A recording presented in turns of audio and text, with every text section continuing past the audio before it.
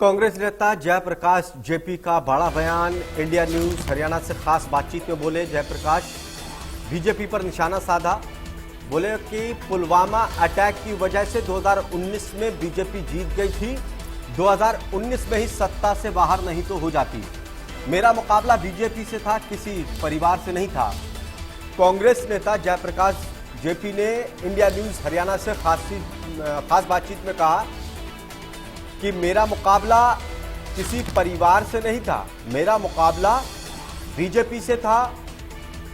BJP पर आरोप लगाते हुए कहा कि 2019 में पुलवामा अटैक नहीं होता तो बीजेपी की जीत नहीं होती और 2019 में बीजेपी की सरकार नहीं बनती।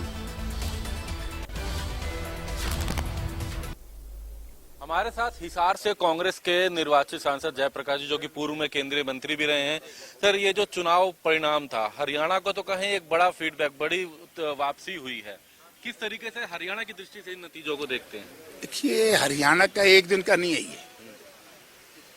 2014 में जब चौधरी भूपेंद्र सिंह हुड्डा ने सत्ता छोड़ी या इस प्रदेश की वो मुख्यमंत्री थे, तो उस वक्त लोगों ने किन्हीं कारणों से भाजपा की सरकार बनाई और भाजपा की सरकार तो 19 में खत्म हो जाती अगर पुलवामा जैसा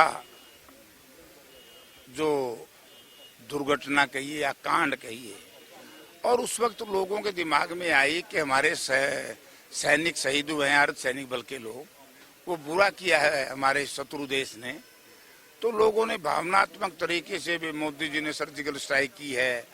अब वो जो उस वक्त तो वोट दे दिया, लेकिन जब सारी चीजें सामने आई कि भाई इतने अन्यायी सरकार, 730 किसान शहीद हुए, अब पुलवामा की आज तक जांच नहीं हुई। ये तो आप भी मानोगे कि पुलवामा की जांच होनी चाहिए थी। हमें ये पता लगना चाहिए कि हमारे सैनिक ने किन लोगों ने शहीद किए हैं बिना कसूर के।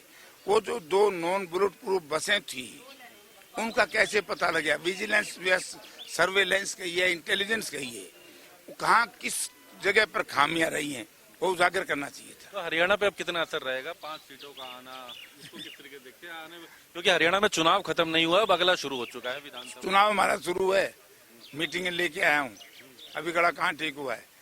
मतलब हरियाणा में तो एक बार ऐसा मौका था 1987 में, 85 सीट जीती थी। अब की बार लोगों में इतना जनक रोष है, मैं नहीं समझता कि लोक दल, क्योंकि दो चीजें हुई अब की बार इस चुनाव में।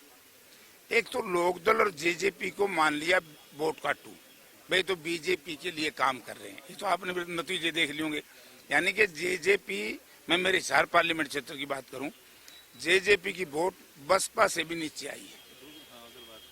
तीसरे नंबर पे बीएसपी रही है, हाँ, है ना, और जेजेपी उससे भी नीचे चली गई। इसका मतलब लोग समझ जाएंगे कि 2 वोट भी इनको देनी माड़ी बात है, ये बीजेपी के लिए काम करे और कर भी रहे।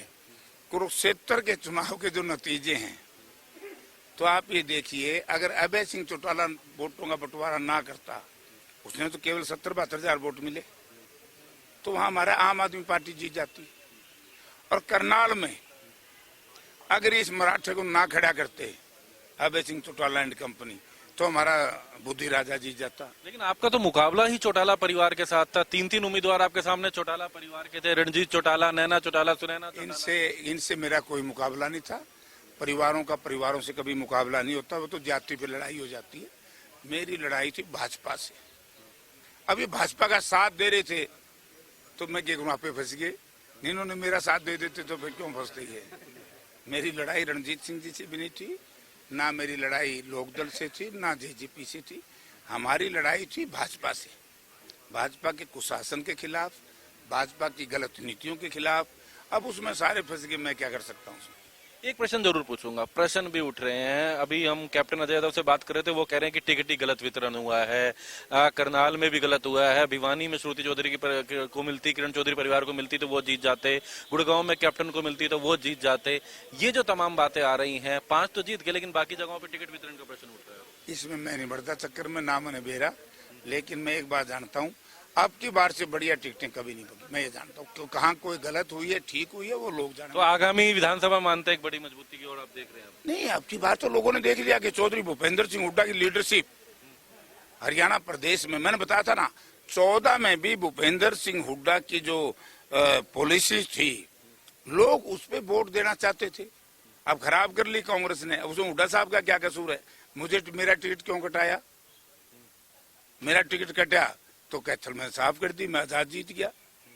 ठीक है ना। कुछ लोग स्वार्थी थे, वो बीजेपी में भाग गए। मैं स्वार्थी नहीं था, मैं इंडिपेंडेंट चुनाव जीत करके भी कांग्रेस के साथ रहा, हुड्डा साहब के साथ रहा।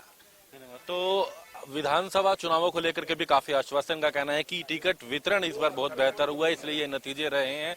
जीत का ये कारण बता रहे हैं। हालांकि इनका कहना है कि 2014 में होता तो शायद उस समय भी अच्छे नतीजे आ सकते थे।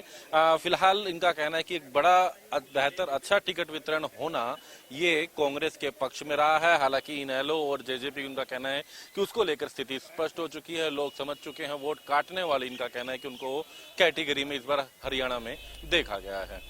दिल्ली से सहयोगी इंदर के साथ दीपक शर्मा, इंडिया न्यूज।